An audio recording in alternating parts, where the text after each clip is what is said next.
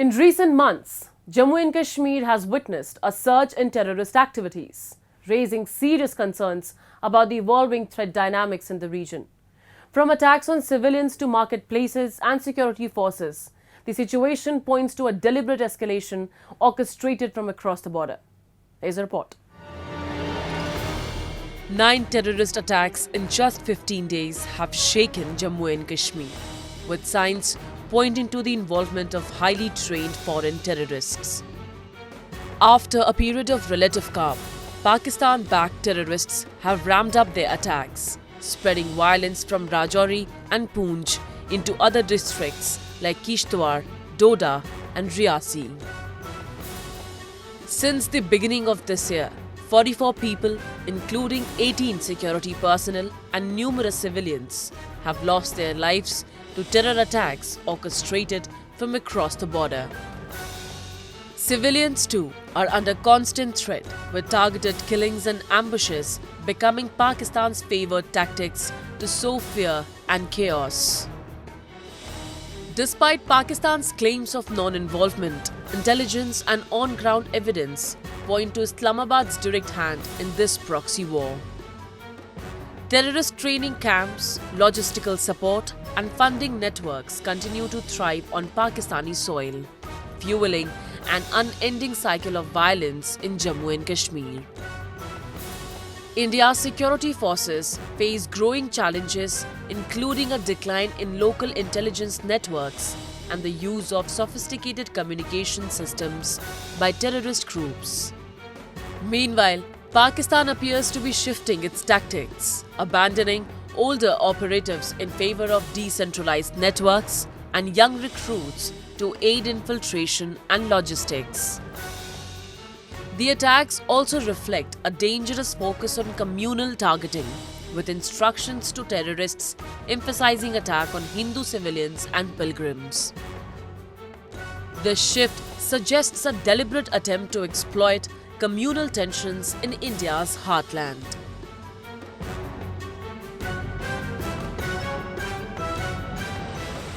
To shed more light on this alarming trend and its broader implications, we are joined by Dr. Abhinav Pandya, founder and CEO of Usanas Foundation, who has extensively studied the dynamics of terrorism in Jammu and Kashmir.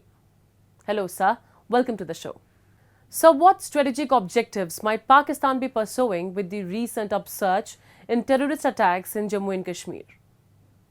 I feel that actually Pakistan's support to terrorism in Kashmir, it never actually stopped. There were breaks in between, but they were for the purely practical measures. Now coming back to the strategic objectives, I guess strategic objectives still primarily at a fundamental level they continue to be the same. That is bleeding India through 1,000 cuts, creating fault lines within India and keep India completely bogged down in Kashmir, damage its economy. These are the fundamental objectives. But as of now, it seems that right now, they feel that they want to ramp up terrorism in Kashmir because after the abrogation of Article 373, they could not do much, and they lost their credibility among the people who follow separatist ideology in Kashmir. They were expecting Pakistanis to come to their rescue and create major terror attacks or fund protest and unrest, but they could not do at that time because the government of India had done massive crackdown on terrorist organizations as well as terror funding. But now they are just trying to gather their strength back and arrange these terror attacks and just get back the kind of trust which they had lost. So, what are the major challenges faced by Indian security forces due to technological advancements in weapons and communication among terrorist groups? Over the last few months, not few months, or at least 1 or 2 years, Pakistan has again, almost, kind of got their, strength back in the technical side. Basically, they're using ultrasets, the terrorist commanders now and the terrorist operatives, they're using a new kind of device called ultraset, which is still, which has not been encrypted yet. I mean, so the communication is totally encrypted from one side to the other side, and the security forces have not been able to decrypt it. Sorry, to decrypt it. No? So that's why there is no access to what's going on between them. Secondly, they have changed their intelligence and their the terror tactics, basically their methodology. So they are not using their old OGWs anymore. They have hired a completely new set of OGWs who are younger faces and who are not exposed. They don't have a background with the police and security forces, and these are mostly young girls and boys.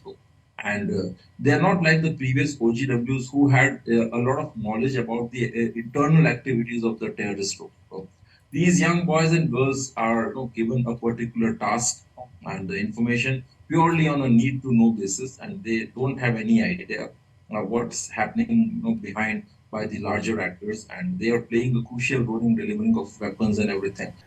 In your experience, what evidence points to the direct involvement of Pakistan's military and ISI in fueling terrorism across the border? Well, I guess, as far as evidence is concerned, I'm told that, already our security forces have come across intercepts, in which, they have discussed about the huge accumulation of terrorists in the launch pads.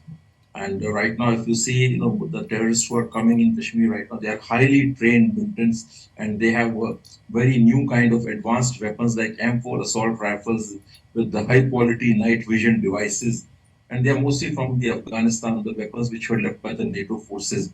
So when all these things are happening, so certainly, I mean, it is more than evident that they cannot, generally happen without the watchful eye without any knowledge of the ISI. Obviously, all these things are happening under the watchful eye of the ISI. Thank you so much for your insights, sir.